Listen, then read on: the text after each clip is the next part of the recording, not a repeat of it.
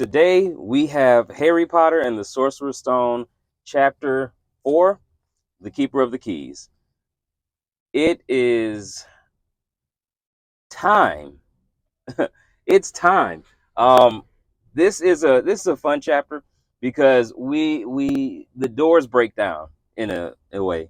And Yeah, we just learn everything. This is a very info dumpy chapter, very info dumpy, but it's done appropriately, which is always a good thing when you can get an info dump chapter done and really get that information in the reader's in the reader's mind without feeling like without taking them out of the book itself.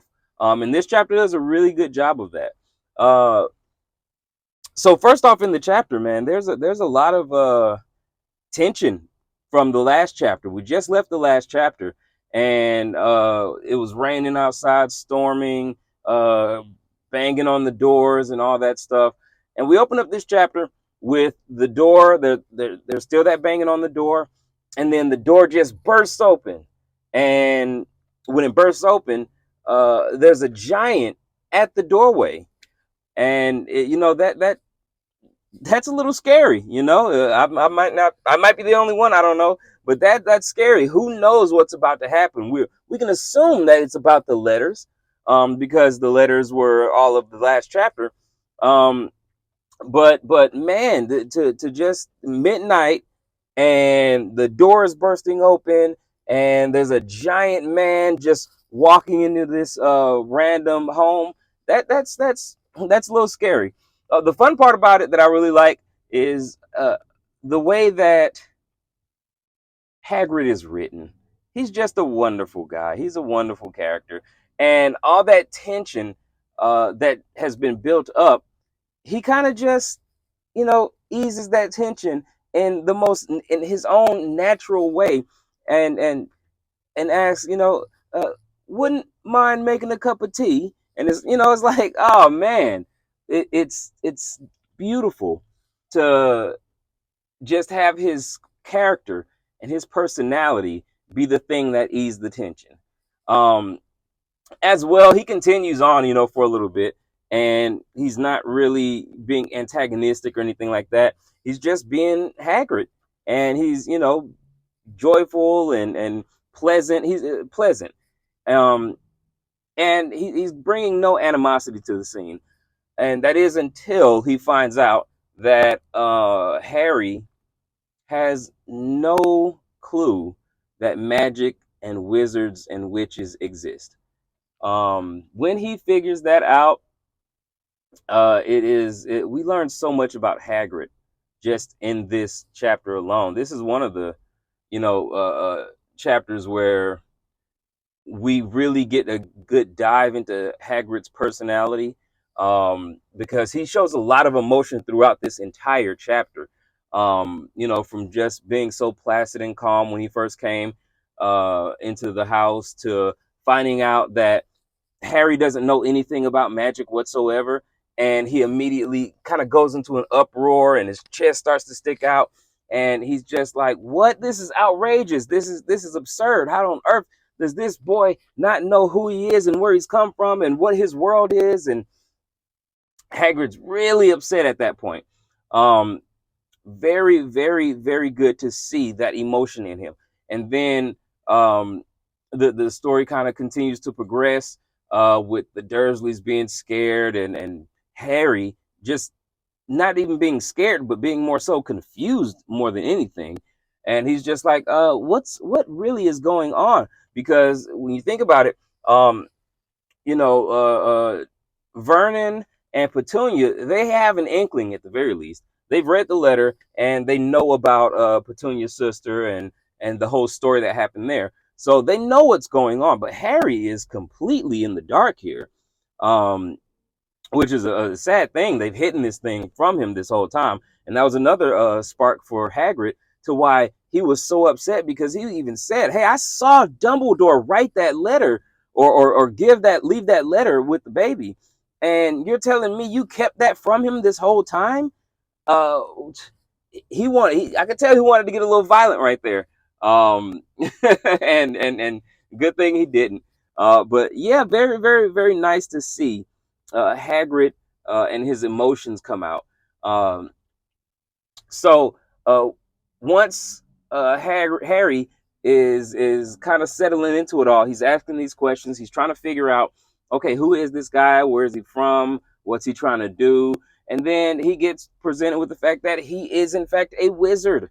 And what do you do with that information other than either be dumbfounded by it or uh, decide, you know what, you must be mistaken. You can't be talking about me. I'm not a wizard of all people. I've been getting beat up by this little kid right here and, tormented my whole life. If I was a wizard, I should be able to do some magic. And then he kind of recalls all the things that have happened to him in his life. And he's like, hold on, you might be onto something, sir. I did sick a boa constrictor on this guy not too long ago. I did somehow end up on the top of this building. Huh. I did manage to regrow my hair after it had been cut the previous day.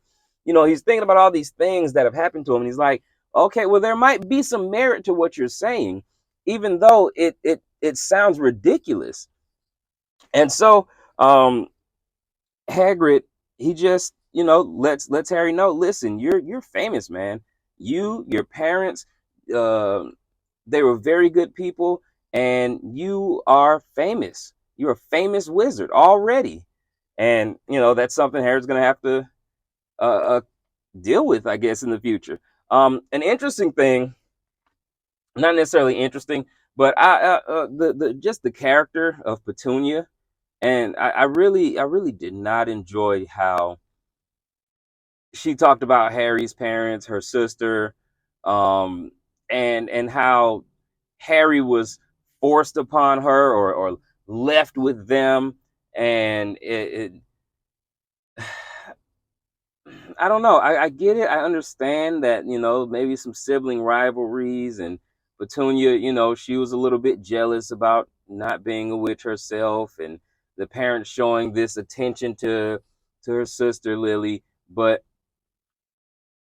to be that spiteful, I don't know how realistic that is to like. But I mean, I know families fall apart for all sorts of reasons, so that can easily be one of them, in the given this world. But it just seemed like such like, to the point where your sister is dead via murder, and you don't care about that, and you're you're not even not happy, but you're spiteful that now you have to raise her orphan son, or the orphan son's been left in your care. Like it like I said, I know there are families like that, but that seems a little overboard.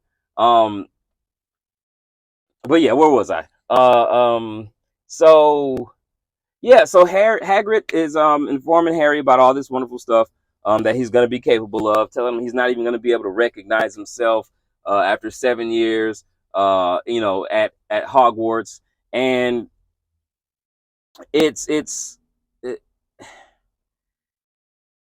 it's a lot of information, because not only that, we learn about his parents and about what actually happened to them. We find out that the Dursleys have been lying this entire time about his parents being in a car crash. And apparently, it wasn't a car crash. They were murdered by a dark and evil wizard named Voldemort, who essentially goes by who must not be named by the wizarding world. Um, but yeah, your parents were murdered, and that's the reason you're famous, is because he tried to murder you as well. And when he tried to murder you, he disappeared. Essentially, he was defeated when he tried to murder you. Nobody ever saw him again after that. He just stopped, and he was gaining all this power, all these followers. He was doing all this evil. He was killing people left and right, and you stopped him.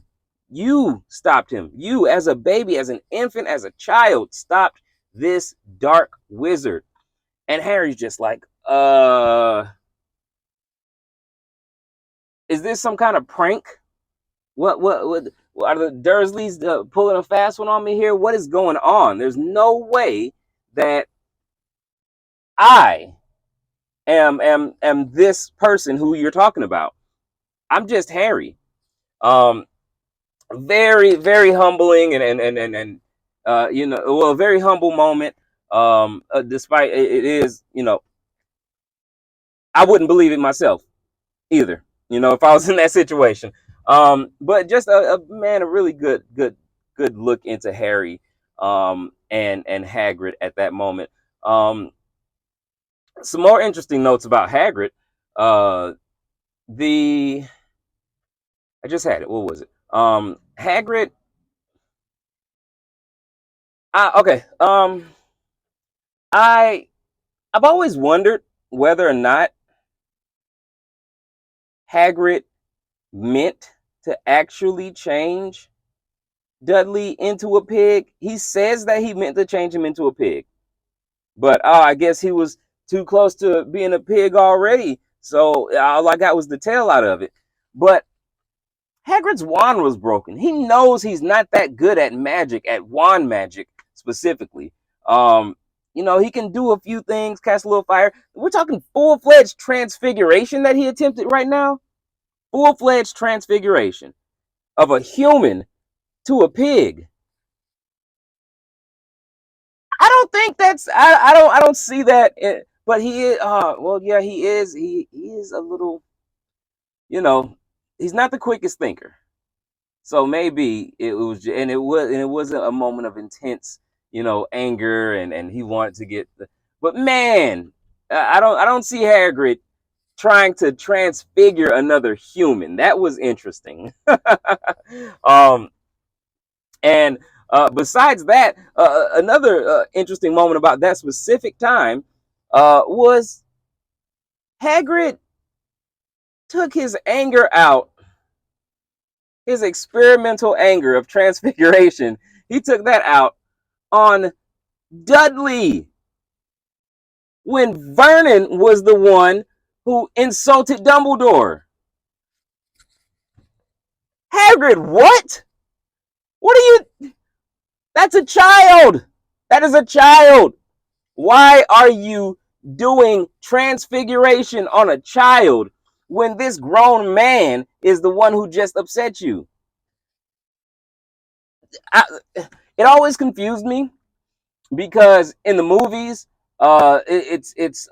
it's done a little bit better in my opinion, because I believe Dudley is trying to eat some of Harry's birthday cake, and he's bent over and he's, you know, and you know, being a pig essentially, and then Hagrid, you know, goes for the transfiguration on Dudley right there. That makes sense. I can understand that. What I can understand is Vernon saying that Dumbledore is some old crackpot, and Hagrid going, "Oh, I'm angry now, and I'm going to attack your son." What? That didn't. It doesn't make sense to me. But you know, hey, maybe I'm just not reading it right or something like that. Um, anyway, it's a very fun chapter. Very, very good writing in that chapter. The emotions are everywhere. That's what I love about that chapter. The emotions are everywhere. Um, and with those emotions everywhere, we get a good little bit of happy. We get a good little bit of sad. We get remorse. You know, we get we see the envy, we see the jealousy and Petunia. We see rage, we see anger. It's everywhere. So that's a really fun chapter. And besides that, emotion, like I said, the info dumpy nature of it all was done very well. It was very organic. Harry, we have learned that Harry is this very secluded child who doesn't get a lot of experience in the world. He doesn't get a lot of attention. He doesn't get a lot of. Not, he might go to school and that's it, to and from school. And so it's very. it makes a lot of sense that he needed this info dump about what Hogwarts is, about his parents, about who he is, about the wizarding world. We get all of that information in this chapter, and it makes sense that we get this information. Um, so yeah, that's what I think about the chapter. I think the writing was amazing. I think it was a fantastic chapter as always. So next time we'll be moving into chapter 5. See you then.